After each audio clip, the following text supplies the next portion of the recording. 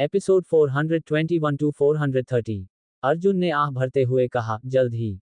मैं घर वापस जाने से पहले कोई कदम नहीं उठाना चाहता।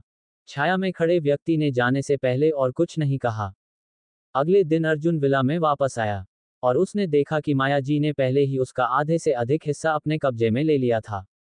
उसने अपने पुराने घर से सारी चीजें वहां लाकर रख दी थी और उसने बड़े गर्व के साथ अर्जुन से कहा, तुम क्या सोचते हो? मैंने जगह को अच्छी तरह से सजाया है ना? अर्जुन ने कुछ देर इधर उधर देखा और फिर ऊपर जाकर देखा। उसे जल्द ही एहसास हो गया कि उसने किसी तरह से विला को एक रिहायशी झोपड़ी जैसा बना दिया था। यहां तक कि उसने उस मुख्य शयन कक्ष पर भी कब्जा कर लिया था जिसे वह और अनिका साझा करते थे। वास्तव में उसने अपनी शादी की तस्वीर भी नीचे के छोटे बेडरूम में रख दी। माया जी ने देखा कि जब वह मास्टर बेडरूम से नीचे आई तो उनका चेहरा कितना तूफानी था। उन्हें तुरंत पता चल गया कि उसने क्या गलती की है, इसलिए उसने अपने बगल में बैठे चार्ल्स पर एक नज़र डाली। चार्ल्स ने उनकी उपेक्षा की और उसकी ओर से तीखी नजरें बटोरी। अपनी सारी चीजें बाहर निकालो। अर्जुन का चेहरा उदास था और वह माया जी को घूर रहा था। माया जी वहां से जाने के लिए बहुत अनिच्छुक थी। मास्टर बेडरूम आलीशान था और उसे उससे प्यार हो गया था, इसलिए वह वहां से जाना नहीं चाहती थी। नहीं, मेरी बेटी ने अपने पैसे से यह घर खरीदा है। इसके अलावा क्या तुम मुझे और अपने पिता को नीचे रहने के लिए कह रहे हो? माया जी ने बेवजह कहा, तुम्हारे पिता और मैं दोनों बूढ़े हैं, इसलिए हमें सबसे अच्छा कमरा मिलना चाहिए। मैं नहीं जा रही। अर्जुन ने अपनी भौहें ऊपर उठाईं। वह माया जी से बहस करने में परेशान नहीं था, इसलिए उसने ठंडे स्वर में कहा, मैं तुम पर अपनी सांसें बर्बाद नहीं करूंगा। आज के अंत से पहले अपनी चीजें मेरे कमरे से बाहर निकाल दो। अगर मैं वापस आने पर तुम्हारी चीजें अभी भी वहां देखता हूं तो मैं तुम्हें बाहर फेंकने के लिए गार्ड को बुलाऊंगा। इतना कहकर अर्जुन बिना पीछे मुड़े वहां से चला गया। अब माया जी पूरी तरह क्रोधित हो चुकी थी। अरे, उस निकम्मे को हम पर इतना कठोर होने का क्या अधिकार है? उसका क्या मतलब था? क्या उसी ने इस विला का पैसा चुकाया था? माया जी इस समय बहुत गुस्से में थी। उसने अपना नितंब सोफे पर पटक दिया। उसके व्यवहार से उसे सिर दर्द हो रहा था। उसने कहा, मैं तुमसे कह रहा हूं, तुम्हें अब से अर्जुन के साथ बेहतर व्यवहार करना चाहिए। क्या तुम नहीं देख सकती कि वह अब पहले जैसा निकम्मा नहीं रहा? यह पागल औरत इन बातों के प्रति इतनी अंधी क्यों थी? अब आप क्या कह रहे हैं, चार्ल्स शर्मा? माया जी ने अपना सिर हिलाया। उन्हें पता नहीं था कि चार्ल्स क्या कहना चाह रहा था। चार्ल्स ने इस पर विचार किया। ध्यान से सोचो, अर्जुन ने मुझे मेरे जन्मदिन पर क्या दिया? ये तांग बोहू की प्रामाणिक कलाकृति थी जिसकी कीमत कई मिलियन डॉलर थी। माया जी ने नाक भान सिकोड़ी। छी, बस इतना ही। वह इसे कहीं प्राचीन वस्तुओं के बाजार में अचानक देख गया। चार्ल्स ने अपना सिर हिलाया। मुझे ऐसा नहीं लगता। फिर से सोचो, उसने तुम्हारे पिता को बूढ़े आदमी की 70वीं जन्मदिन की पार्टी के दौरान क्या दिया था? यह एक जेड अंगूठी थी जिसकी कीमत 100 मिलियन थी, है ना? क्या तुम्हें लगता है कि उसने वह पाया? बाजार में भी। उसने बिना पलक झपकाए अचानक ही बूढ़े आदमी को दे दिया। माया जी का दिल धड़क उठा। उसने पहले इस बारे में नहीं सोचा था, लेकिन अब जब यह विचार उसके दिमाग में आ गया है तो उसका दिल बिना रुके धड़क रहा है। अर्जुन कपूर के साथ क्या हुआ था? चार्ल्स ने आखिरकार माया जी की आंखें खोल दी और सच्चाई को स्वीकार कर लिया। वह खड़ा हुआ और सिर हिलाते हुए आहें भरने लगा।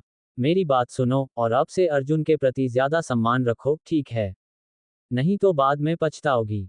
इसके बाद चार्ल्स अपने दोस्तों के साथ शतरंज खेलने के लिए विला से बाहर चले गए। माया जी सोफे पर बैठी रही, लेकिन जितना अधिक वह इसके बारे में सोचती उतनी ही अधिक उलझन में पड़ती गई। हाँ, उस निकम्मे का क्या मामला था? क्या वह गुप्त रूप से किसी धनी परिवार से हो सकता है? ये बात समझ में नहीं आई। अगर वह अमीर था तो वो शर्मा के यहाँ 3 साल तक क्यों कष्ट सहता? नहीं, उसे उसकी वास्तविक बैकग्राउंड के बारे में और अधिक जानकारी प्राप्त करनी थी। उस दोपहर अर्जुन एपेक्स टॉवर पर जॉर्ज के साथ बातचीत कर रहे थे। तभी उन्हें माया जी का फोन आया।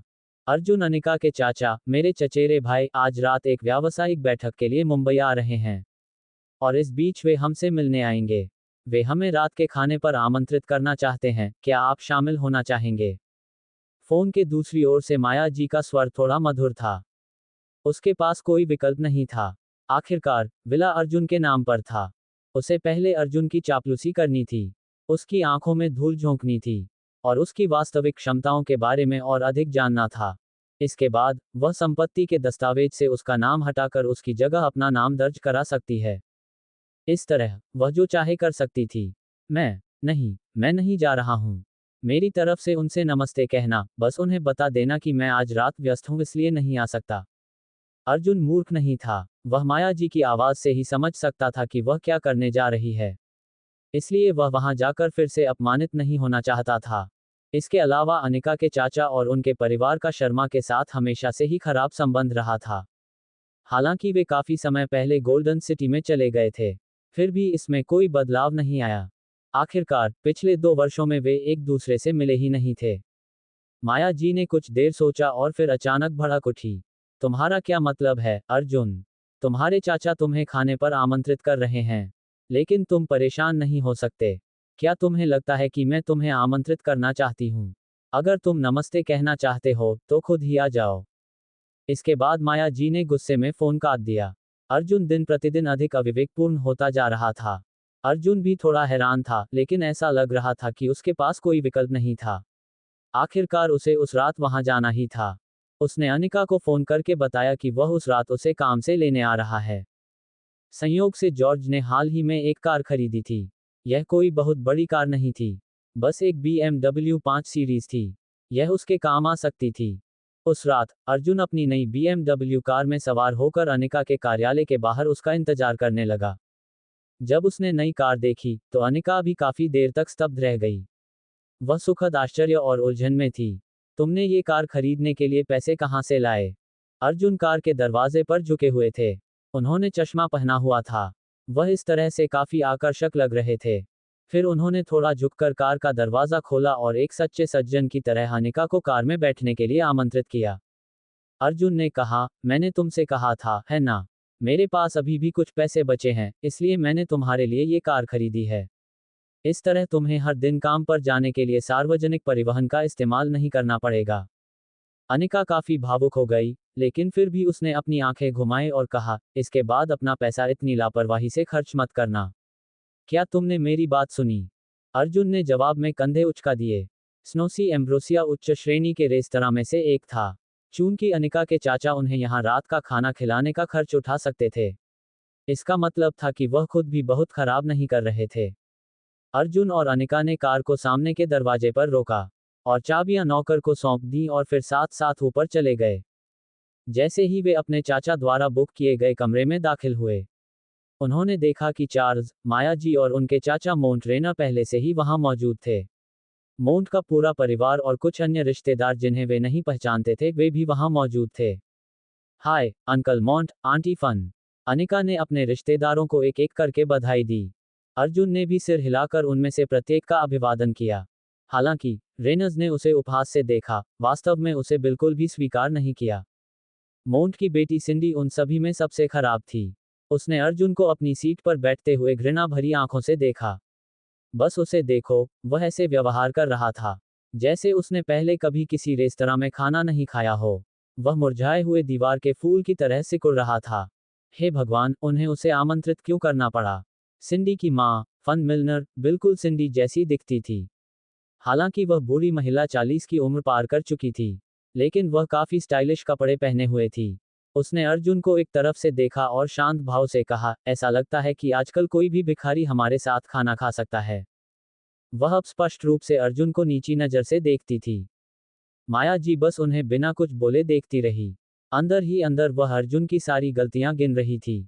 अगर उसे पता होता कि ऐसा होगा, तो वह उसे आमंत्रित ही नहीं करती। आखिरकार वह एक शर्मिंदगी थी। वहीं माया जी भी फन के रवैये से काफी परेशान थी। फन ने कमरे में प्रवेश करते ही अर्जुन को अपमानित किया था। एक तरह से यह माया जी का भी अपमान था। मेज के इर्द गिर्द बैठे दूसरे चाचा चाची जो अर्जुन को नहीं जानते थे, वे भी उलझन में फर्न को देख रहे थे। फिर वे उस आदमी की तरफ देखने लगे जो अभी अभी बैठा था। तेज दिमाग वाले लोग तुरंत ही माहौल को भांप लेते थे। ऐसा लग रहा था कि रेना दंपत्ति अपने इस रिश्तेदार को खास पसंद नहीं करते थे। इस प्रकार अजनबियों के होठों पर उपहास की मुस्कान उभर आई। माहौल थोड़ा तनावपूर्ण था। अर्जुन ने अभी अभी अपनी सीट पर बैठे ही थे और कुर्सी अभी भी उनके स्पर्श के लिए ठंडी थी। हालांकि उन्होंने बिना समय बर्बाद किए सिंडी की मां को देखा और शर्म से मुस्कुराते हुए कहा, उस स्थिति में मुझे लगता है कि मुझे जाना चाहिए। वैसे भी मुझे कुछ और काम निपटाना है। इसलिए कृपया अपने भोजन का आनंद लें, अंकल मोंट, आंटी फन। मैं अगली बार आपसे मिलूंगा। अर्जुन जाने के लिए खड़ा हुआ। जैसे ही वह मुड़ा, उसके चेहरे पर हल्की मुस्कान बर्फ की तरह ठंडी हो गई। वह ये नहीं भूला था कि फन ने उसकी शादी में उसे कितना ताना मारा था। उसने अपनी संपत्ति का कितना बखान किया था। अर्जुन उस समय अपनी पहचान छिपा रहा था। और वह कोई परेशानी नहीं चाहता था। इसलिए वह उसके प्रति यथासंभव विनम्र था। अब हालात बदल चुके थे। उसे अब उनकी शेखी बघाड़ने की जरूरत नहीं थी। वे ऐसे दिख रहे थे जैसे पिस्सू शेर पर अपने छोटे छोटे जबड़े दिखा रहे हों। क्या मजाक है। तो फिर मैं भी अब वापस जाऊंगा। अपने भोजन का आनंद लें। अनिका के चेहरे पर भी ठंडक थी और वह जाने के लिए मुड़ी। ठीक है, ठीक है। बैठ जाओ अनिका, अर्जुन। मोंट ने शांत भाव से बात की। उसने अपनी पत्नी को घूरते हुए कहा, तुम क्यों अपना मुंह खोलने चली गई? क्या तुम शांति से अपना खाना नहीं खा सकती? मोंट अपनी पत्नी से तंग आ चुका था। वह हमेशा तुलना और झगड़े ही करती थी। आखिरकार अर्जुन अभी भी अनिका का पति था। और वह मोंट का भतीजा था। जब फन ने अर्जुन का इस तरह अपमान किया तो मोंट को अर्जुन का सामना कैसे करना चाहिए था?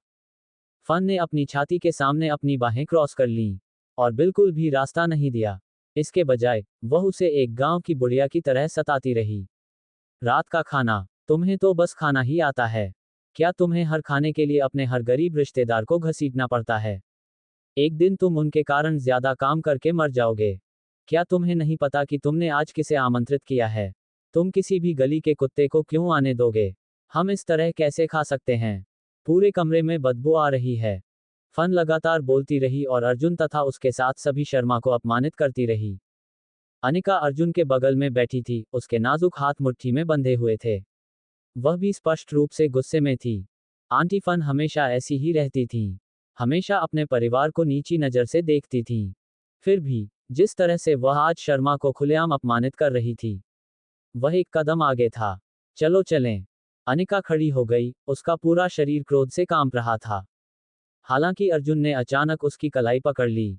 और मुस्कुराते हुए कहा, नहीं, चलो यहीं रुकते हैं। आज रात हम यहीं खाना खाएंगे। अनिका रुकी और अर्जुन को संदेह भरी नजरों से देखने लगी। वह बहुत उलझन में थी। अंकल मोंट और उनके परिवार ने पहले ही उनका इतना बीमा करा लिया था। तो फिर अर्जुन ये क्यों कह रहे थे कि वे यहीं रहेंगे? माया जी भी क्रोधित हो गई। वह पहले ही उठकर जाने के लिए तैयार हो गई थी। लेकिन अर्जुन के ये कहते ही वह स्तब्ध रह गई। अब वह न तो जा सकती थी और न ही रुक सकती थी। खैर, ये तो अजीब बात थी। तुम क्या कर रहे हो अर्जुन? तुम्हें बड़बड़ाने के लिए किसने कहा? जल्दी करो और अपनी चाची और चाचा से माफी मांगो। माया जी के पास करने के लिए कुछ भी बेहतर नहीं बचा था। इसलिए उसने हमेशा की तरह अर्जुन पर अपना गुस्सा निकाला। रेनर्स गोल्डन सिटी में बहुत अच्छा कर रहे थे। वे अपने सभी दूर के रिश्तेदारों में सबसे अमीर और सबसे शक्तिशाली थे। परिणामस्वरूप, उन्होंने शर्मा का अपमान करने का हर संभव मौका गंवाया नहीं। जैसे जैसे साल बीतते गए, माया जी धीरे धीरे रेनर्स से ज्यादा डरने लगी। इन दिनों, जब भी वह उन्हें देखती, वह अपेक्षाकृत शांत हो जाती। हालांकि चार्ल्स एक अनुभाग प्रमुख हुआ करते थे, फिर भी मोंट रेनर की उपलब्धियों की तुलना में ये कुछ भी नहीं था। इसमें कोई मदद नहीं थी। आखिरकार, ये कंपनी गोल्डन सिटी में स्थित थी, जो रिवरसाइड क्षेत्र का दिल है। इसके अलावा, मोंट के बहुत सारे संबंध थे। माँ, मुझे माफी क्यों मांगनी चाहिए? मत भूलिए, अनिका अब अपनी कंपनी की अध्यक्ष हैं। हमें उनके आगे क्यों झुकना चाहिए? अर्जुन ने क्रोधित होकर कहा। जैसे ही उसने ये कहा, कमरे का माहौल बदल गया। रेनर्स ने पहले अर्जुन की ओर देखा और फिर अनिका की ओर, उनकी आंखें संदेह से सिकुड़ी हुई थीं। आप कहते हैं कि उसकी कंपनी की अध्यक्ष? फन ने भी यही कहा, उसकी आवाज मित्रतापूर्ण नहीं थी। माया जी के सिर का कोहरा छंट गया। और वह तुरंत ही अपना सामान्य आत्मविश्वास पुनः प्राप्त करने लगी। ये सही था, अनिका अब एक अध्यक्ष थी, और वह कैपिटल सिटी क्लार्क ग्रुप के मास्टर क्लार्क को भी जानती थी। उनकी कंपनी को उनसे $1 अरब का निवेश भी मिला था। दूसरे शब्दों में, अनिका अब मोंट की तरह ही स्थापित हो चुकी थी, तो फिर माया जी फिर भी उन्हें क्यों रास्ता दे रही थी? ओह, यह ज्यादा नहीं है, ज्यादा नहीं। उसे कुछ समय पहले ही पदोन्नति मिली है, और वह भी सिर्फ अध्यक्ष पद पर। यह कोई बहुत बड़ी बात नहीं है, भले ही उसने $1 अरब का निवेश जीत लिया हो। यह आपके लिए कुछ भी नहीं है ना? हर कोई आसानी से बता सकता था कि माया जी स्पष्टतः डींगे मार रही थी। फन ने अपनी सुंदर भौहें सिकुड़ी और खुद से बुदबुदाया, 1 अरब। उसने अपने चारों ओर देखा और कुछ नहीं कहा। तो वे कह रहे थे कि उनके भतीजे, अनिका शर्मा ने अपने करियर में बड़ी सफलता हासिल की है ना? मेज के चारों ओर का माहौल तुरंत ही बहुत खराब हो गया तथा तापमान शून्य से नीचे चला गया। मोंट ने जल्दी से अनिका और अर्जुन को मुस्कुराते हुए कहा, अनिका, अर्जुन, जल्दी से बैठो। अपनी चाची को नजरअंदाज करो, वह हाल ही में बुरे मूड में रही है, इसलिए उसकी परवाह मत करो। मैं उसकी ओर से उसकी बदतमीजी के लिए माफी मांगता हूँ। अर्जुन और अनिका ने उनकी माफी स्वीकार करते हुए पुनः अपनी सीट पर बैठ गए। जैसे ही अर्जुन बैठा, मेज के चारों ओर से कुछ अन्य तिरस्कारपूर्ण निगाहें उस पर पड़ीं। तो क्या आजकल पुरुष गर्व से यह घोषणा कर सकते हैं कि वे अपनी पत्नियों के बंधन में बंधे हुए हैं? ठीक है, ठीक है। हम अक्सर एक साथ नहीं मिलते, इसलिए हम सभी को इस भोजन का आनंद लेना चाहिए। मोंट ने मुस्कुराते हुए कहा, मैंने मुंबई के एक उच्च अधिकारी को भी आमंत्रित किया है। वह जल्द ही यहाँ आ जाएगा। बाकी मेहमानों ने भी उसकी ओर मुस्कुराहट के साथ देखा और जल्द ही वे सामान्य अभिवादन और बातचीत में लग गए। आपकी बेटी वाकई बहुत सुंदर है, रेना। वह कहाँ काम करती है?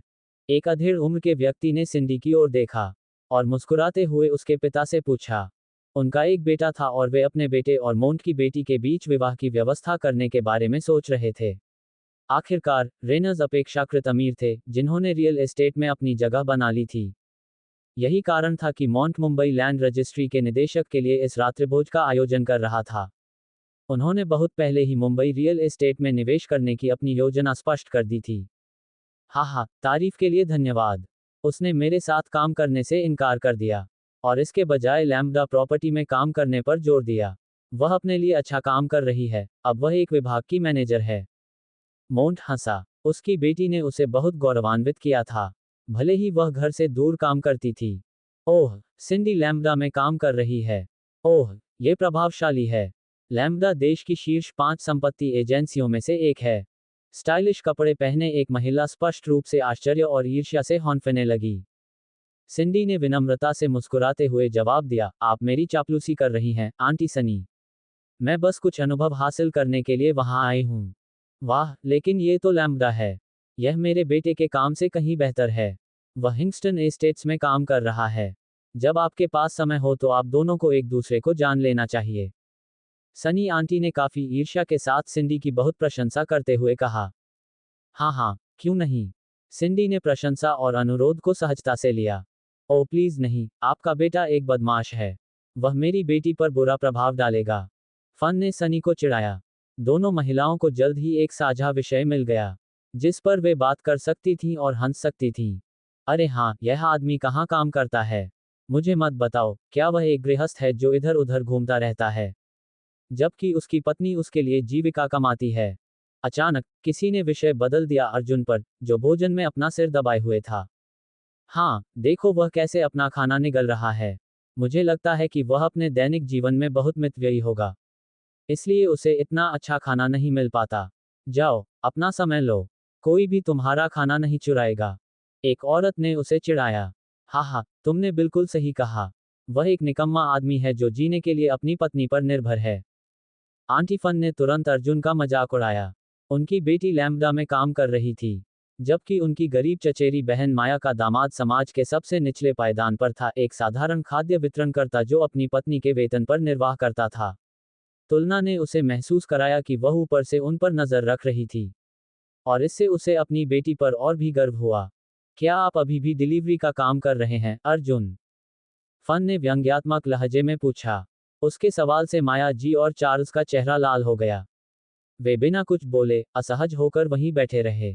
कितना शर्मनाक! उन्हें वास्तव में आज रात यहाँ भोजन के लिए नहीं आना चाहिए था।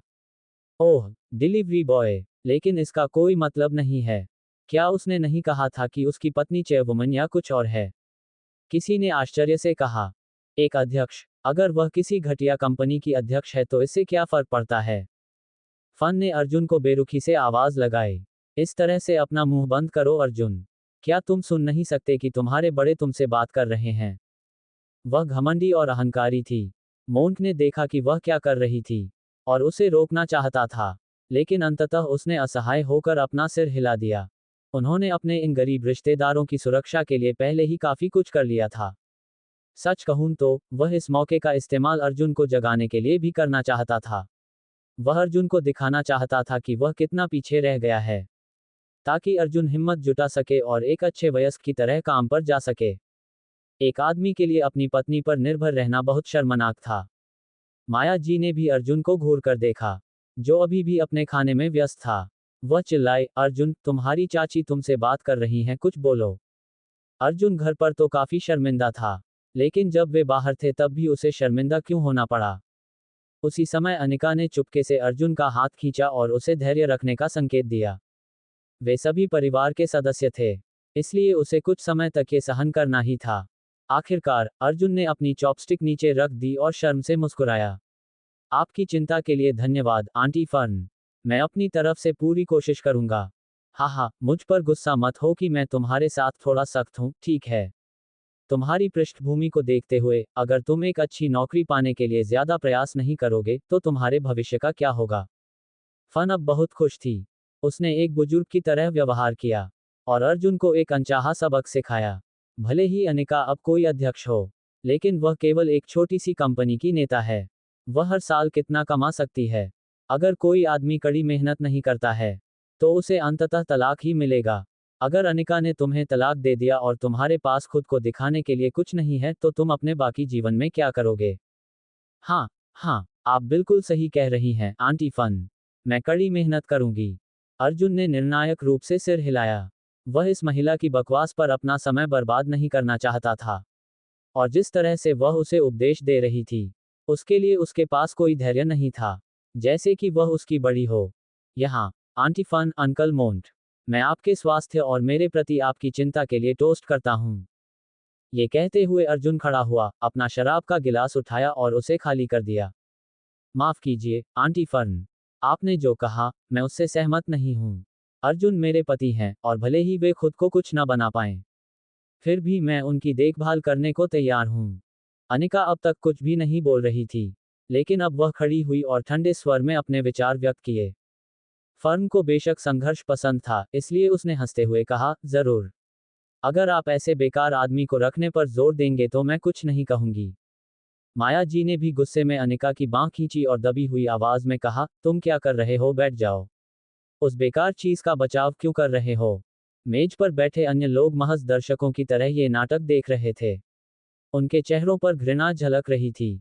इस गति से अर्जुन जीवन में कभी कुछ हासिल नहीं कर सकता था।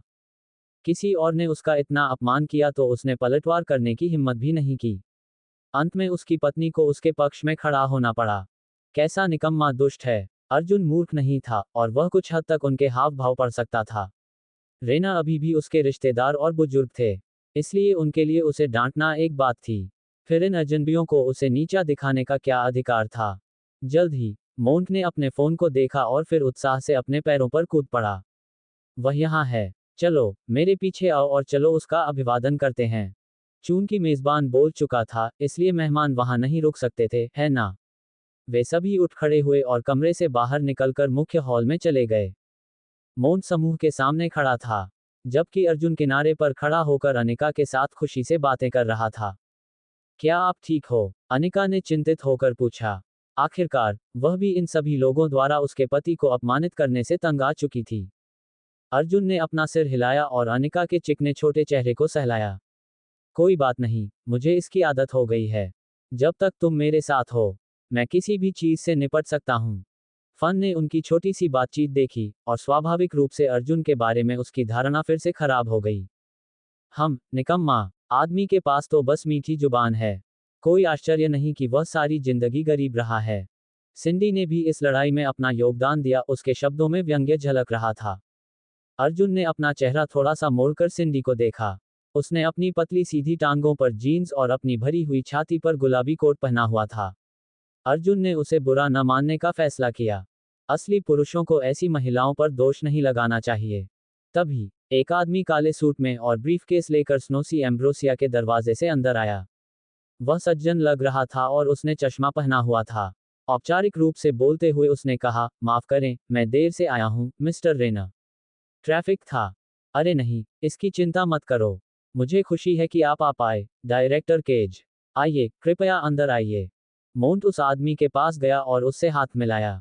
वह व्यक्ति कोई और नहीं बल्कि मुंबई रियल एस्टेट के उच्च पदस्थ निदेशक निक केज थे। जरूर, निक ने हंसते हुए जवाब दिया और मोंट के पीछे पीछे अंदर चला गया। हालांकि जैसे ही वह भीड़ के बीच से गुजरा, तेज तर्रार निक ने तुरंत कोने में खड़े अर्जुन को देखा। मिस्टर कपूर, वह भी यहाँ क्यों था? निक बहुत खुश था। उसने जल्दी से सबको किनारे धकेल दिया और तेजी से अर्जुन की ओर चल दिया। निक कल ही जॉर्ज थॉमस से फोन पर बात कर रहा था और अब उसे पता चल गया था कि अर्जुन वास्तव में कौन था। निक जीवन भर अपने क्षेत्र में बने रहे और इस शहर के लोगों के लिए पूरी ईमानदारी से काम करते रहे।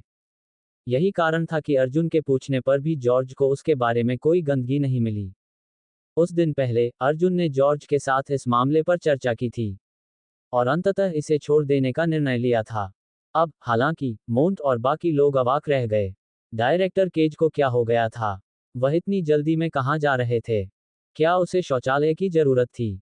जब तक उन्हें एहसास हुआ कि क्या हो रहा है, उन्होंने देखा कि निक वास्तव में अर्जुन की ओर बढ़ रहा था, जो कोने में अनिका के साथ छेड़खानी कर रहा था। निक तेजी से अर्जुन के पास पहुंचा और प्रसन्नता से बोला, आप भी यहाँ हैं, मिस्टर कपूर। आपको यहाँ देखकर बहुत खुशी हुई। अर्जुन अनिका से बात कर रहा था। जब उसने निक की आवाज सुनी, तो उसने अपना सिर उठाया और पाया कि वह अपने सामने खड़े आदमी को नहीं जानता था। और तुम कौन हो? ओह, तुम्हें मेरी उम्र याद नहीं होगी। मैं इन इलाकों में संपत्ति के मामलों का प्रभारी हूँ। मेरा नाम निक केज है। आज लॉन्गफोर्ड में मेरे बेटे मिकी ने जो हंगामा किया, वह मेरी गलती थी। मैंने उसे ठीक से नहीं पाला। मुझे उम्मीद है कि तुम्हें बुरा नहीं लगेगा, मिस्टर कपूर।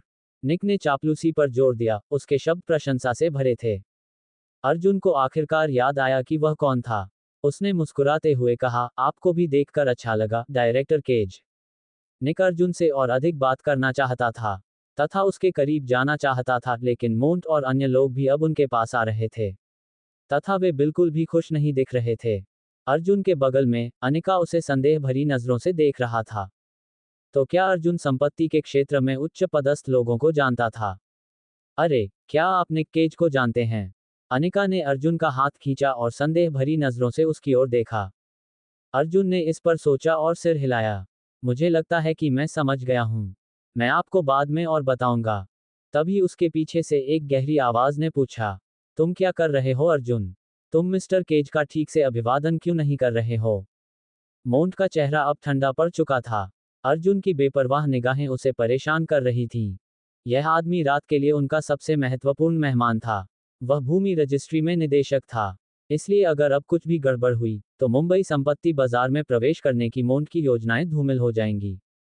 इसीलिए सब कुछ सुचारू रूप से चलना था। इसमें कोई आश्चर्य की बात नहीं थी कि अब वह अर्जुन पर कुछ नाराज था। देखा, अपने गरीब रिश्तेदारों को खुश करने का यही अंजाम होता है।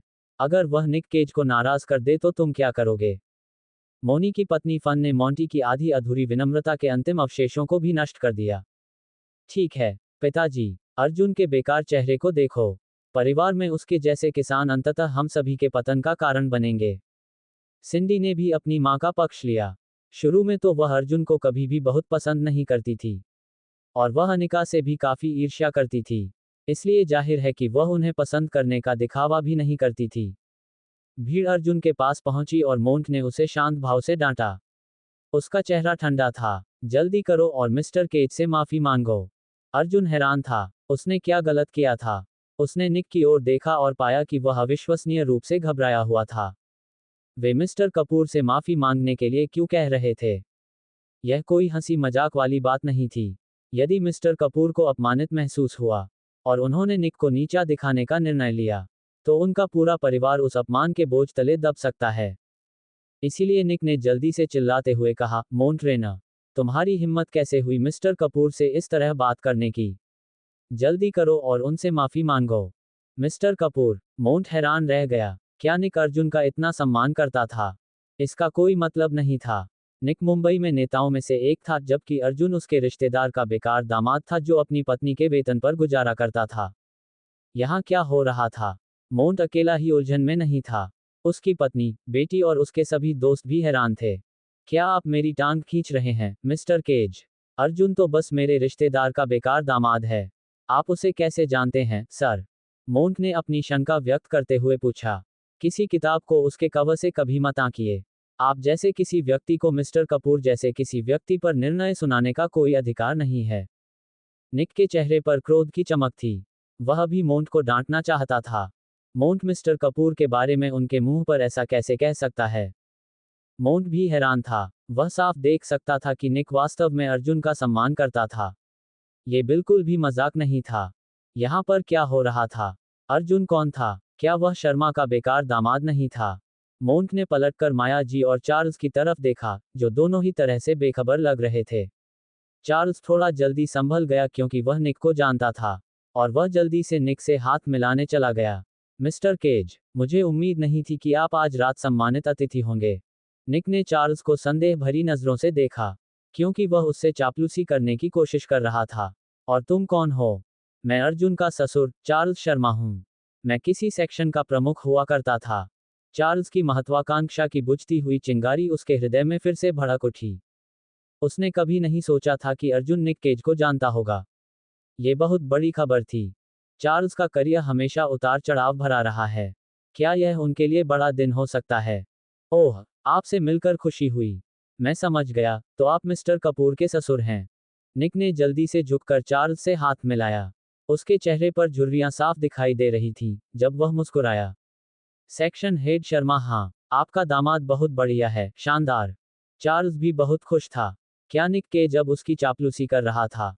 उसने अर्जुन को संदेह भरी नजर से देखा और देखा कि वह शांति से मुस्कुरा रहा था। चार्ल्स को पता था कि वह हमेशा सही था। अर्जुन वाकई बदल गया था और ज्यादा रहस्यमय बन गया था।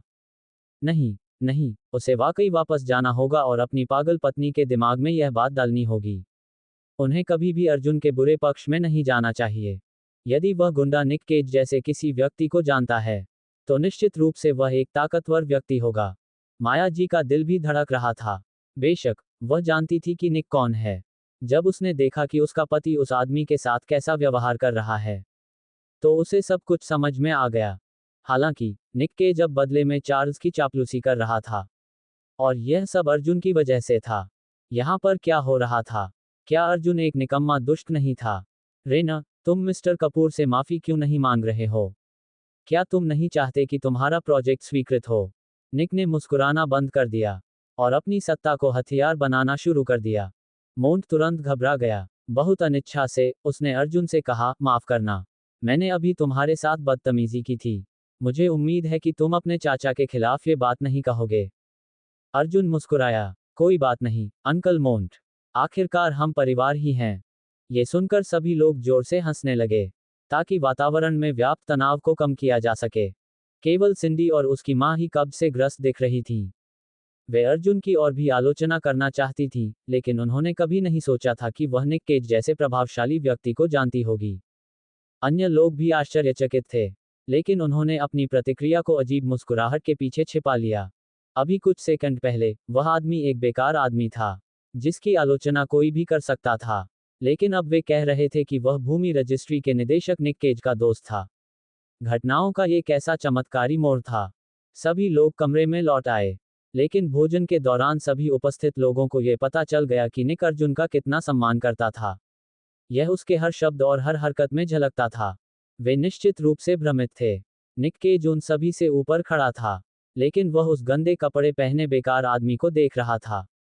उन्होंने जल्दी ही अपना खाना खत्म कर लिया। निक को विदा करने के बाद, कमरे में मौजूद बाकी सभी लोग अर्जुन को अलग नजर से देखने लगे।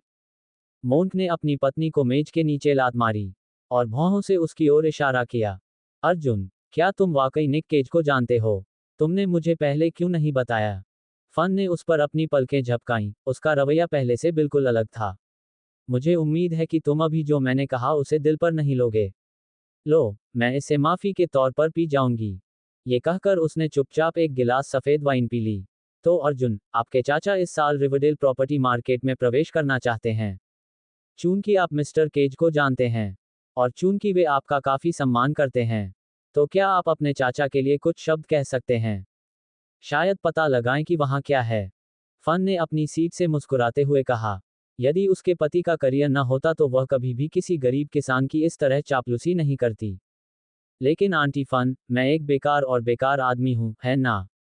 मुझे नहीं लगता कि मैं अंकल मोंट की इतनी मदद कर सकता हूं। अर्जुन मुस्कुराया और ऊपर भी नहीं देखा। फन ने पलकें झपकाईं। अंदर ही अंदर वह उस बदतमीज लड़के को गालियां देने लगी। लेकिन फिर उसने खुद को मजबूरन अजीब तरह से मुस्कुराने पर मजबूर कर दिया, क्योंकि उसे शब्द नहीं मिल रहे थे। अर्जुन, क्या मेरी माँ की मदद करना तुम्हारे लिए वाकई इतना मुश्किल है? क्या तुम वाकई सोचते हो कि तुम इतने काबिल हो? तो तुम उस केज आदमी को जानते हो, तो क्या हुआ? क्या तुम्हें लगता है कि मेरे पिताजी तुम्हारे बिना कुछ नहीं कर सकते? सिंडी इस समय बहुत गुस्से में थी, खासकर जब उसने देखा कि अर्जुन कितना घमंडी लग रहा था। वह उसे घिनौना लग रहा था।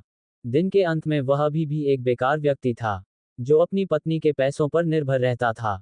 बस, सिंडी, अपना मुंह संभालो और अब से अर्जुन के साथ ज्यादा विनम्र रहो। आखिरकार, वह अभी भी तुम्हारा चचेरा भाई है। मोंट क्रोधित हो गया और सिंडी को डांटने लगा। सिंडी ने अपनी छाती के सामने अपनी बाहें क्रॉस की और शांत भाव से अर्जुन को देखा। उसे उससे नफरत थी। अर्जुन, क्या तुम मेरी मदद कर सकते हो? अगर तुम नहीं कर सकते तो कोई बात नहीं। अपने आप पर दबाव मत डालो। मोंट अपना सारा दांव अर्जुन पर नहीं लगा रहा था। आखिरकार, अर्जुन ने कभी खुद को कुछ नहीं बनाया था। ये तथ्य कि वह निक केज को जानता था, उसमें कोई बहुत बड़ा परिवर्तन नहीं लाएगा। अर्जुन ने इस पर सोचा और फिर मुड़कर अनिका से पूछा, क्या हमें मदद करनी चाहिए डार्लिंग? अनिका ने पलकें झपकाईं। उसे उम्मीद नहीं थी कि अर्जुन उससे निर्णय लेने के लिए कहेगा। अगर हम ऐसा कर सकते हैं, तो क्यों नहीं? आखिरकार हम एक परिवार हैं। अनिका ने मुस्कुराते हुए कहा। अचानक, उसे लगा कि उसका पद ऊंचा हो गया है, और उसे अपने चाचा और उनके परिवार का सामना करते हुए अविश्वसनीय रूप से गर्व महसूस हो रहा था। किसने कहा कि उसका पति बेकार है? अर्जुन ने और कुछ नहीं कहा। चूंकि उन्होंने मदद करने का फैसला कर लिया था, इसलिए वह और देर नहीं करना चाहता था। इसलिए उसने तुरंत जॉर्ज को फोन किया।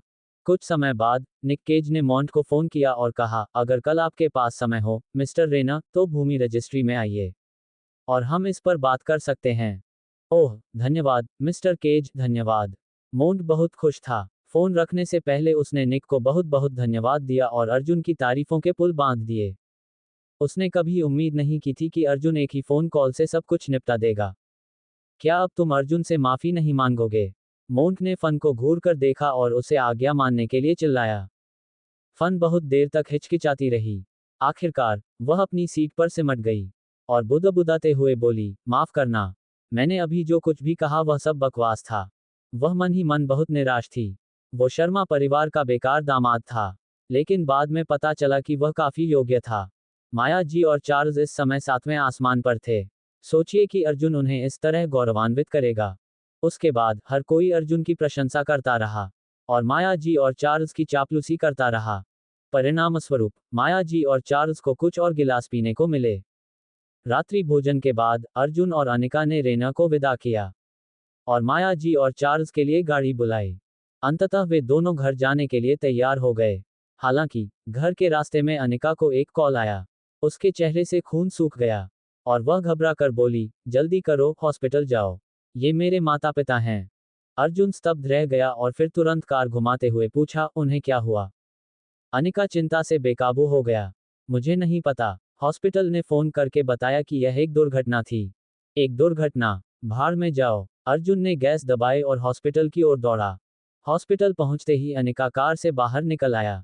प्रवेश द्वार पर बहुत सारी एम्बुलेंसें खड़ी थीं और घायलों का आना जारी था। हॉस्पिटल में पूरी तरह अराजकता फैली हुई थी। कई दर्जन नर्सें और डॉक्टर ऊंची आवाज में चिल्ला रहे थे, यहाँ, यहाँ, ये गंभीर है, खून बहना बंद करो, तुरंत। हमें यहाँ ऑक्सीजन की जरूरत है। जल्दी करो और दूसरे हॉस्पिटलों से और लोग बुलाओ। डायरेक्टर को बुलाओ। ये दृश्य पूरी तरह से अस्त व्यस्त था। खून से लथपथ पीड़ितों को एम्बुलेंस से बाहर निकाले जाने की अंतहीन कतार थी। सारे स्थान से खून की गंध आ रही थी। हर जगह हाथ और पैर गायब थे। कैजुअल डेट बस एक क्लिक दूर है। रोना कभी बंद नहीं हुआ। अनिका सदमे से बेहोश हो गई थी। उसका पूरा शरीर कांप रहा था और वह अपने मुंह पर हाथ रखकर जमीन पर सफेद चादरों से ढके शवों के बीच कुछ ढूंढ रही थी। माँ, पापा, आप कहाँ हैं? अनिका फूट फूट कर रोने लगी। उसके सुंदर चेहरे का रंग दुखद हो गया। अर्जुन ने उसे खड़े होने में मदद की और सफेद चादरों के नीचे पड़ी कुछ लाशें निकालीं। यह एक ऐसा नज़ारा था जिसे देखना मुश्किल था। उसे तो बस खून की गंध आ रही थी। चिंता मत करो, अनिका। सब ठीक हो जाएगा, मुझे यकीन है कि वे ठीक हैं। अर्जुन ने उसे सांत्वना देने की कोशिश की। एक भयानक यातायात दुर्घटना हुई थी। हम क्या करें, अर्जुन क्या करें? मुझे अपने माता पिता कहीं नजर नहीं आ रहे। क्या वे? अनिका का शरीर उसके दिल की गहराइयों से आ रही सिसकियों से छलनी हो गया था। हॉस्पिटल का दृश्य असहनीय था। अर्जुन भी चिंतित था। आखिरकार वे उसके ससुराल वाले थे। अगर उन्हें भी कुछ हो गया तो उसे बहुत नुकसान होगा। डॉक्टर, डॉक्टर, क्या आप जानते हैं कि यहाँ माया येट्स और चार्ल्स शर्मा नाम के कोई मरीज हैं? अनिका एक सेकंड के लिए भी खुद को रोक नहीं सकी, इसलिए उसने एक डॉक्टर को पकड़ लिया, जो खून से लथपथ होकर भाग रहा था। क्या आप उनके परिवार से हैं? डॉक्टर ने अनिका और अर्जुन को संदेह भरी नजरों से देखा। उसने उन नामों को साफ साफ पहचान लिया। हाँ, हाँ, मेरे माता पिता कहाँ हैं? क्या वे ठीक हैं? अनिका को सबसे बुरी स्थिति की कल्पना करने की हिम्मत नहीं हुई। उसकी बड़ी बड़ी आंखें आंसुओं से चमक रही थीं। वो वहां पर हैं। डॉक्टर ने हॉस्पिटल के लाउंज की ओर जाने वाले गलियारे की ओर इशारा किया। वहां पहले से ही कई घायल मरीज बैठे हुए थे। जैसे ही अनिका ने देखा, उसने अपने माता पिता को एक कोने में बैठे पाया।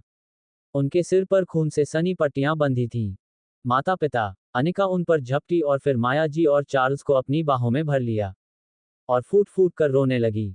इतने करीब, ये तो बहुत ही करीब था। शुक्र है वे ठीक थे। ओह, अनिका, मैं तो लगभग मरने ही वाला था। माया जी भी सिसकियों से घुट रही थी। यह उसके लिए भी काफी डरावना था। सड़क पर उनका एक भयानक एक्सीडेंट हुआ था और बहुत से लोग मौके पर ही मर गए थे। शुक्र है कि उनका ड्राइवर एक पेशेवर था और उनकी कार सिर्फ एक तरफ गिरी। उनके माथे पर चोटें आईं और जगह जगह कुछ खरोंचें आईं। फिर भी वे अपेक्षाकृत सुरक्षित थे। क्या आप ठीक हैं, माँ? अर्जुन ने भी राहत की सांस ली जब उसने देखा कि उसके ससुराल वाले ठीक हैं। वह उनके पास गया और चिंता से माया जी से पूछा, क्या तुम अंधे हो? क्या तुम नहीं देख सकते कि हमें कितनी बुरी तरह चोट लगी है? क्या तुम्हें लगता है कि हम ठीक हैं? माया जी का गुस्सा अचानक भड़क गया और वह अपने माथे की ओर इशारा करते हुए चिल्लाई, क्या बात है? क्या तुम हमें घायल देखकर खुश हो? मुझे यकीन है कि तुमने हमेशा यही उम्मीद की है कि हम किसी दुर्घटना में मर जाएं ताकि तुम हमारी पूरी संपत्ति का वारिस बन सको, है ना? माया जी गुस्से में थी लेकिन साथ ही वह डरी हुई और बहुत घबराई हुई भी थी। अर्जुन की धीमी गति ने उसे और भी क्रोधित कर दिया। क्या वह बच्चा अंधा था? अर्जुन ने पलकें झपकाईं और देर से ही सही, उसे एहसास हुआ कि उसने मूलतः खुद को श्रद्धांजलि के रूप में पेश किया था।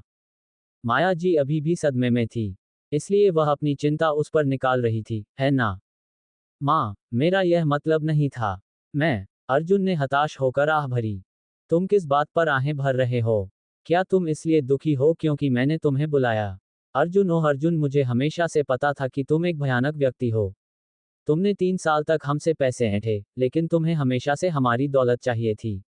ओह, या फिर तुम अनिका की संगति का लक्ष्य बना रहे हो? माया जी अब बस निराधार आरोप लगा रही थी। आप ऐसा कैसे कह सकती हैं, माँ? अर्जुन और मैं खबर सुनते ही यहाँ पहुँच गए। वह भी बहुत चिंतित था। अनिका अब और नहीं सुन सकती थी। उसकी माँ बहुत ही अनुचित व्यवहार कर रही थी। वह सब कुछ अर्जुन पर कैसे थोप सकती थी? इसके अलावा अर्जुन को इस बात की बिल्कुल भी परवाह नहीं थी कि उनके पास कितना कम पैसा है। यहाँ तक कि लॉन्गफोर्ड पार्क के प्रथम महल के निर्माण के लिए मिली धनराशि भी उनकी जेब से ही आई थी। अर्जुन पर चिल्लाना बंद करो माया। उसने तो कुछ गलत भी नहीं किया, तो तुम उस पर अपना गुस्सा क्यों निकाल रही हो? चार्ल्स को सिर में दर्द होने लगा। उसने अपना माथा पकड़ा और माया जी को घूरने लगा। इससे कोई फर्क नहीं पड़ता कि उन्होंने इसे कैसे देखा। अर्जुन ने उस रात उन्हें गौरवान्वित कर दिया था। वह महिला इस तरह अचानक उसके खिलाफ कैसे हो सकती है? चार्ल्स यहाँ अपने करियर को आगे बढ़ाने के लिए अर्जुन के निक केज के साथ संबंधों पर निर्भर थे। क्या अब तुम दोनों मिलकर उस दुष्ट का बचाव करने जा रहे हो? क्या तुम मेरे बारे में भी नहीं सोचोगे? माया जी क्रोधित हो गई और विशेष रूप से दुखी हुई जब उसने देखा कि चार्ल्स और अनिका उसके खिलाफ एकजुट हो गए हैं। वह इस घर की मालकिन थी। अर्जुन कुछ भी नहीं था। माँ, क्या आप इतना अनुचित व्यवहार करना बंद कर सकती हैं? अनिका हैरान रह गई। अब उसकी माँ को क्या हो गया है? अचानक से वह इतनी गुस्सैल क्यों हो गई है? मैं नासमझी कर रहा हूँ। उसे देखो, वह बस वहीं खड़ा है। उसे कम से कम हमारे घाव देखने के लिए तो कहना चाहिए था। हम पहले तो ठीक लग सकते हैं, लेकिन क्या होगा अगर हम कहीं और ज्यादा घायल हो जाएं, जहां से तुम देख नहीं सकते? वह बस वहां खड़ा है। मुझे यकीन है कि वह बस यही चाहता है कि हम जल्द से जल्द मर जाएं। माया जी ने उग्रता से कहा। उसकी भौहें क्रूरता से उठीं और उसका चेहरा बर्फीला था। अर्जुन पर उसकी नज़र गुस्से से चमक उठी। ठीक है मम्मी पापा, मैं अभी डॉक्टर को बुलाता हूँ। अर्जुन के पास कोई विकल्प नहीं था। वह मुड़ा और डॉक्टर को बुलाने के लिए दौड़ पड़ा। यहाँ तक कि अर्जुन को भी ये पता नहीं था कि वह ऐसी अनुचित सास के साथ 3 साल कैसे गुजार पाया। अर्जुन के जाने के बाद माया जी ने मुंह बनाया और धीरे से बुदबुदाया, देखो वह ये सब जानबूझकर कर रहा है। तुम्हारे पिता और मेरे लिए डॉक्टर लाने के बजाय वह इतने समय तक एक बेवकूफ की तरह वहां खड़ा रहा। माया जी के लिए अर्जुन का अस्तित्व ही इस समय एक गलती थी। असहाय होकर अनिका ने माया जी का हाथ थाम लिया और सावधानी से कहा, माँ, अब से आप अर्जुन के साथ ऐसा व्यवहार नहीं कर सकती। आखिर उसने क्या गलत किया? हमारी शादी को 3 साल हो गए हैं और हमारे पास अहाना भी है। क्या वह आपका दामाद नहीं है? क्या अहाना आपकी पोती नहीं है? माया जी इस पर कुछ नहीं कह सकी, इसलिए वह बुदबुदाई, ऐसा नहीं है कि मैं उसके साथ ऐसा व्यवहार करना चाहती हूँ, लेकिन उसे देखकर मैं गुस्सा हो जाती हूँ।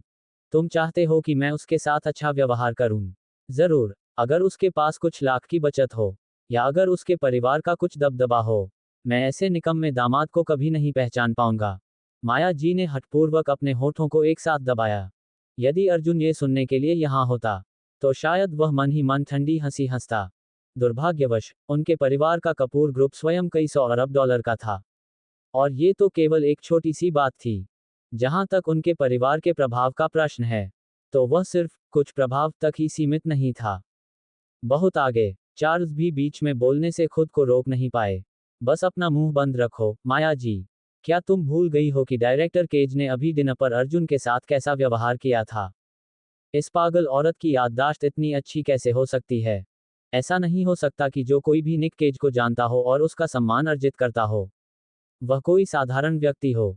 क्या वह कल चार्ल्स द्वारा कही गई सारी बातें भूल चुकी थी? ये याद दिलाते ही माया जी की आंखें चौड़ी हो गईं। दुर्घटना ने उन यादों को उसके दिमाग से निकाल दिया था। भूमि रजिस्ट्री के निदेशक निक केज ने उस बेकार अर्जुन के साथ बहुत अच्छा व्यवहार किया। इसके पीछे अवश्य ही कोई रहस्य होगा। क्या तुम्हें पता है कि वहां क्या हो रहा है अनिका? माया जी ने पूछा। अनिका ने अपना सिर हिलाया। मुझे भी नहीं पता, शायद तुम मुझसे पूछ सको जब वह बाद में वापस आए। माया जी ने सिर हिलाया। उसे यह पता लगाना था कि आखिर वह बदमाश निक केज की नजरों में कैसे आ गया। थोड़ी देर बाद अर्जुन एक डॉक्टर को लेकर आया। डॉक्टर ने अधीरता से कहा, हमने आप दोनों की जांच कर ली है ना? आप ठीक हैं, बस वापस जाएं और कुछ दिन आराम करें। अगर आप इतने चिंतित हैं तो एहतियात के तौर पर कुछ दिन हॉस्पिटल में ही रहें। इस डॉक्टर ने पहले भी माया जी और चार्ल्स को देखा था। उनके शरीर पर बस कुछ खरोंचें और खरोंचें थीं। आप इस मामले में इतने लापरवाह नहीं हो सकते, डॉक्टर। मुझे अभी बहुत चक्कर आ रहा है, इसलिए कृपया मुझे एक बार और चेकअप करवाएं। अगर मुझे कुछ हुआ तो ये हॉस्पिटल की गलती होगी, आप जानते हैं। माया जी ने अपना सिर पकड़ते हुए और बेहोश सी मुद्रा में जोर देते हुए कहा। डॉक्टर हैरान रह गए। इस महिला को क्या हो गया है? वह तो बस उनके संसाधन बर्बाद करना चाहती थी। ठीक है, जाओ लाइन में लगो और नंबर ले लो। ये कहते हुए डॉक्टर मुड़े और चले गए। उनके पास अभी बहुत सी चीजें थीं और शायद आज उनकी एक और रात नींद के बिना बीतने वाली थी। तुम वहां क्यों खड़े हो? जाओ और हमारा नंबर ले आओ। माया जी ने अर्जुन को घूर कर देखा और अगले आदेश दिए। आखिरकार वह यहाँ हताहत हुई थी। कुछ हद तक नाराज होकर अर्जुन उनके लिए नंबर लेने के लिए भागा। एक और दौर की जांच के बाद उन्हें एक और साफ बिल मिला। अंततः माया जी को आश्वस्ति मिली। जब वे हवेली में वापस आए तो अर्जुन ने देखा कि मास्टर बेडरूम अभी भी भरा हुआ था। उसके चेहरे पर ठंडक थी। उसने पूछा, क्या मैंने तुम्हें नीचे जाने के लिए नहीं कहा था? माया जी को उसके चेहरे पर दिख रहे भाव देखकर ग्लानि महसूस हुई। अभी हॉस्पिटल में वह उसे जैसे चाहे डांट सकती थी, लेकिन अब जब वे विला में वापस आ गए हैं तो उसे थोड़ी ज्यादा चिंता होने लगी है। आखिरकार यह विला उनके नाम पर पंजीकृत नहीं था। इस बात ने उसे बहुत बड़ा सिर दर्द दे दिया। उसने मन ही मन कसम खाई कि वह किसी दिन अर्जुन को यहाँ से भगा देगी। ओह ओह, मेरा सिर दर्द कर रहा है। मुझे ऊपर ले चलो ताकि हम आराम कर सकें, चार्ल्स। अरे नहीं, मेरी दृष्टि धुंधली हो रही है। मैं अब और नहीं रुक सकता। माया जी ने बड़ा नाटक किया और चार्ल्स को घसीटकर ऊपर ले गई। अर्जुन कुछ और कहना चाहता था, लेकिन अनिका ने उसे वापस खींच लिया और कहा, छोड़ो, उन्हें कुछ दिन रहने दो। वैसे भी यहाँ बहुत सारे कमरे हैं। मुझे कोई आपत्ति नहीं है। अर्जुन के पास कहने के लिए और कुछ नहीं था, लेकिन वह पूरी तरह हताश था। अचानक अनिका ने पूछा, वैसे अर्जुन तुम निक केज को कैसे जानते हो? लगता है वह तुम्हारा बहुत सम्मान करता है। क्या तुम मुझसे कुछ छिपा रहे हो? रास्ते में उसने जोएल को भी फोन किया। वह पिछले कुछ दिनों से उसे फोन कर रही थी, लेकिन उसने कभी फोन नहीं उठाया। बेशक, माया जी ने यह अफवाह सुनी थी कि हैरिस दंपत्ति मुंबई से दूर चले गए हैं। यहां तक कि रोनाल्ड की कंपनी भी कथित तौर पर दूर चली गई थी। स्वाभाविक रूप से, माया जी चिंतित थी। आखिरकार, जोएल उनके सपनों का दामाद था। अरे, हमें हांगकांग कैफे जाना है। तुम कहाँ जा रहे हो? माया जी ने खिड़की से बाहर देखा और पाया कि टैक्सी वाला सही रास्ते पर नहीं जा रहा था। वह कहाँ जा रहा था? ये वह सड़क थी जो शहर से दूर जाती थी। अरे, क्या तुम्हें रास्ता पता है? अगर नहीं पता तो मैं बाहर जा रहा हूँ। माया जी ने कैब ड्राइवर को कुछ कठोर शब्द कहे। क्या बेवकूफ है? जब तुम्हें रास्ता भी नहीं पता तो कैब क्यों चला रहे हो? क्या तुम मुझे ठगने की कोशिश कर रहे हो? मैं कोई पर्यटक नहीं हूँ। अपना मीटर लगाओ, मैं बाद में शिकायत दर्ज करा दूंगी। माया जी पीछे की सीट से लगातार बोलती रही। हालांकि, कुछ देर बाद उसने देखा कि कैब ड्राइवर ने एक टोपी और एक मास्क पहना हुआ था, जिससे उसका पूरा चेहरा ढका हुआ था। अरे, क्या वह डाकू हो सकता है? माया जी घबरा गई और उसने कार का दरवाजा जोर से बंद किया और चिल्लाने लगी, मैं बाहर निकलना चाहती हूँ। मुझे बाहर निकालो। अगर तुम अभी नहीं रुके, तो मैं पुलिस को बुलाऊंगी। जवाब में, कैब ड्राइवर ने तेजी से गाड़ी को साइड में मोड़ दिया। पूरी गाड़ी पलट गई और माया जी का सिर दरवाजे से टकरा गया। उसकी दृष्टि धुंधली हो गई और वह बेहोश हो गई। जब वह अगली बार जागी, तो उसने पाया कि वह एक खाली पड़ी फैक्ट्री के अंदर थी। उसके हाथ और पैर एक लकड़ी की कुर्सी से बंधे हुए थे, और उसके मुंह पर हरे रंग का टेप चिपका हुआ था। माया जी के बाल बिखरे हुए थे और वह टेप में कुछ बुदबुदाती रही और बहुत भयभीत महसूस कर रही थी। काफी देर बाद आखिरकार कोई दरवाजे से अंदर आया। उसके हाथ में बेसबॉल बैट था, टोपी और मास्क था। वह माया जी के पास गया और उसके मुंह से टेप को क्रूरतापूर्वक फाड़ दिया। माया जी के होठों की त्वचा तुरंत फट गई और उसके शरीर से हर जगह खून बहने लगा। आह, मदद करो, मदद करो। माया जी ने गहरी सांस ली और तुरंत चीखने लगी। हालांकि, किसी ने भी उसकी मदद के लिए की गई पुकार का जवाब नहीं दिया। कैब ड्राइवर ने घबराई हुई, भयभीत माया जी को ठंडे अंदाज में देखा। उसने धीमी आवाज में कहा, तुम अपनी सांस बचा सकती हो। हम शहर से 20 किलोमीटर से ज्यादा दूर हैं। और यह परित्यक्त फैक्ट्री 5 वर्ग मील के भीतर एकमात्र इमारत है। कोई भी तुम्हें नहीं बचाएगा। ये सुनकर माया जी बुरी तरह डर गई और वह जोर जोर से चिल्लाने लगी। चुप रहो, चुप रहो। कैब ड्राइवर अचानक अपना आपा खो बैठा। उसने बेसबॉल बैट घुमाया और माया जी के सिर पर दे मारा। धमाका। माया जी को लगा कि उसके दिमाग में हलचल मच गई है। वह अचानक जमीन पर गिर पड़ी। उसके सिर से खून बह रहा था। कुछ समय बाद, जब माया जी फिर से जागी तो उसने महसूस किया कि उसके अंग कमजोर हो गए हैं और उसका सिर 2 टुकड़ों में फटने वाला है। उसका आधा चेहरा खून से चिपचिपा था। उसने धीरे से विनती की, कृपया मुझे मत मारो। मेरे पास पैसा है, मेरी बेटी अमीर है। तुम्हें कितना पैसा चाहिए? मैं तुम्हें कुछ भी दूंगी, बस मुझे मत मारो। माया जी फर्श पर लेटी हुई विनती कर रही थी। क्या उसका अपहरण हुआ था? ड्राइवर ने अपने इंस्टेंट नूडल्स फेंक दिए और बेसबॉल बैट लेकर चला गया। फर्श पर इसकी आवाज ने माया जी के रोम रोम को झकझोर दिया। वह चिल्लाई, मुझे मत मारो। मैं तुम्हें पैसे दूंगी, मैं तुम्हें पैसे दूंगी। हालांकि, जब उसने उस व्यक्ति को करीब आकर देखा तो वह पूरी तरह से स्तब्ध रह गई, मानो उस पर बिजली गिर गई हो। तुम, माया जी डर के मारे चिल्लाई। काले रंग की स्किनटाइट पोशाक पहने ड्राइवर ने अपनी टोपी उतारी और बुरी तरह से ठहाका लगाया। उसने कहा, मामा आंटी, मुझे विश्वास है कि जब से हम आखिरी बार मिले थे, तब से आप ठीक हैं। ऐसा लगता है कि आप अभी भी मुझे याद करती हैं। जोएल, क्या तुम्हें गलत व्यक्ति मिल गया? मैंने तुम्हें अर्जुन उस बेकार बदमाश को सबक सिखाने के लिए कहा था। कृपया मुझे जाने दो। मेरे सिर में दर्द हो रहा है। मुझे अभी हॉस्पिटल ले चलो। माया जी रो पड़ी। वह डर गई थी। जोएल उससे सिर्फ 2 कदम की दूरी पर था। वह नीचे बैठा था और वह देख सकती थी कि उसका चेहरा इतना पतला था कि वह विकृत दिख रहा था। उसकी आंखें धंसी हुई थीं और उसकी आंखों के नीचे काले घेरे थे। वह भूत जैसा दिख रहा था। शशश। जोएल ने अपने फटे होठों के सामने एक उंगली उठाई। वह शरारती ढंग से हंसा, माया आंटी, मैंने गलत व्यक्ति नहीं पाया। क्या आपको गलत व्यक्ति नहीं मिल गया? माया जी और भी ज्यादा डर गई। वह रोते हुए बोली, जोएल, मैंने क्या किया? जोएल ठंडी हंसी हंसा। उसने बिना किसी चेतावनी के उसे थप्पड़ मारा, जिससे माया जी के कुछ दांत उड़ गए। उसने गुस्से में कहा, तुम्हें नहीं पता कि तुमने क्या किया है? क्या तुम्हें पता है कि मैं ऐसा इसलिए हूं क्योंकि तुम ही हो जिसकी वजह से हैरिस दिवालिया हो गए, और जिसकी वजह से मेरे चाचा को गिरफ्तार किया गया। सब कुछ खत्म हो गया। अब सब कुछ खत्म हो गया। ये सब तुम्हारी बकवास जानकारी की वजह से है, बूढ़ी औरत। जोएल पागलपन की कगार पर पहुंचकर चिल्ला रहा था। माया जी डर से बुरी तरह कांप रही थी। वह रोते हुए बोली, मुझे नहीं पता तुम क्या कह रहे हो। जोएल, अगर यह आंटी माया जी की गलती है, तो माया आंटी तुमसे माफी मांगेंगी। कृपया मुझे जाने दो। तुम्हें जाना है। जोएल की आंखें चौड़ी हो गईं जब उसने माया जी को डरावनी नजर से देखा। उसने अपना हाथ बढ़ाया और माया जी के बाल पकड़ लिए। उसने चालाकी से कहा, तो फिर हैरिस को कौन जाने देगा? माया जी उलझन में थी। उसे समझ नहीं आ रहा था कि क्या हो रहा है। जोएल बहुत डरावना था। ऐसा व्यक्ति कभी उसका आदर्श दामाद कैसे हो सकता है? जोएल, जरूर कोई गलती हुई होगी। मुझे सच में कुछ पता नहीं।